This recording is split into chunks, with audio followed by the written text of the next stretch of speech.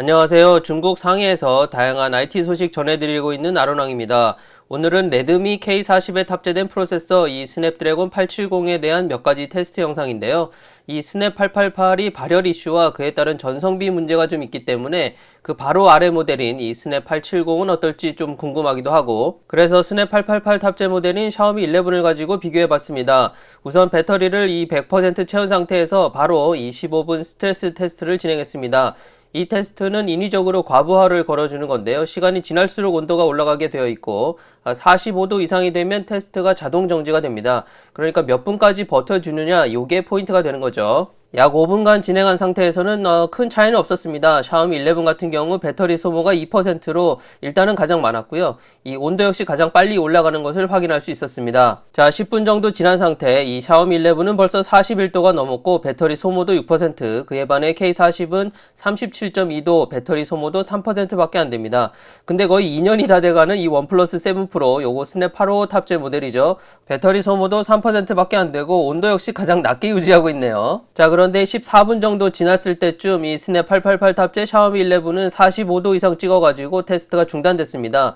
같은 시간 스냅 870 탑재 K40은 40도 정도, 배터리 소모는 약 5% 나왔고요. 최종 결과를 보시면 스냅 870과 888은 CPU 상태가 좀 더 안정적인 모습을 볼 수가 있었고, 이 온도는 스냅 870이 일정하게 천천히 올라가는 것에 반해서 스냅 888은 이 초반에 한번 탁 튄 후에 일정하게 올라가는 모습입니다. 그나저나 스냅 855의 재발견인지 원 플러스의 재발견인지 아무튼 원 플러스 7 프로는 참 잘 나온 휴대폰은 맞는 것 같아요. 자, 바로 이어서 안투투 점수 체크 들어갔습니다. 뭐 점수가 큰 의미가 있을까 싶긴 한데 그래도 눈에 보이는 수치이니만큼 참고 정도 하시면 될 것 같습니다. 자, 결과는 3배속으로 빨리 돌려봤는데요. 이 스냅 888이 가장 높은 점수고 스냅 870도 62만에서 63만 정도 나오네요. 근데 스냅 855가 의외로 낮은데요. 예. 아무튼 수치 이렇게 나왔으니까 참고하시기 바랍니다. 자, 말 많은 원신 안 돌려볼 수가 없는데요. 시간 날 때 틈틈이 게임을 했고 30분 정도 이제 테스트를 했습니다.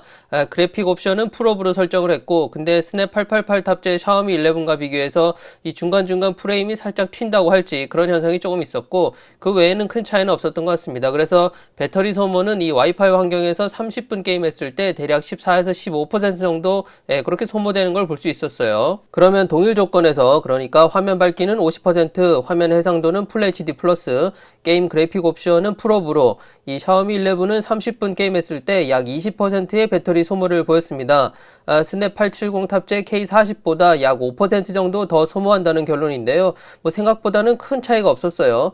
그리고 이 게임을 하다 보면 후면 카메라 부분이 이 두 기종 모두 좀 뜨거워지는데요. 그 온도 역시 비슷한 43에서 44도 정도였습니다. 자, 그래서 결론이 뭐냐면 이 스냅 870은 스냅 888 대비 발열은 좀 덜한 편이고, 그래서 전성비도 조금 더 좋은 편인 듯 보입니다. 하지만 제 생각에 이 스냅 870이 최적화가 좋아서 말 그대로 꽤 잘 나온 프로세서라기보다는 이 스냅 888 대비 낮은 클럭의 제품인 만큼 딱 그만큼의 차이가 아닌가. 결국 이 스냅 870도 스펙에 걸맞는 그런 발열을 보여주고 있고, 또 그에 맞는 전성비가 나오는 것 같다. 요게 제 결론입니다.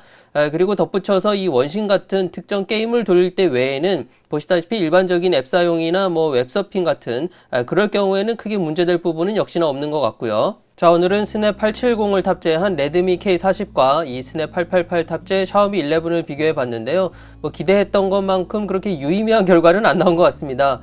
퀄컴도 이 스냅 870이 888을 팀킬하도록 만들지는 않은 것 같네요. 하지만 이 스냅 888 대비 상대적으로 저렴하게 하지만 괜찮은 성능을 보여준다는 면에 있어서는 확실히 괜찮은 프로세서가 아닌가 싶습니다. 이상 중국 상해에서 다른 유튜버들은 잘 다루지 않는 IT 소식들을 전해드리려 노력하는 저는 아로랑이었고요. 다음 영상으로 또 뵙겠습니다. 감사합니다.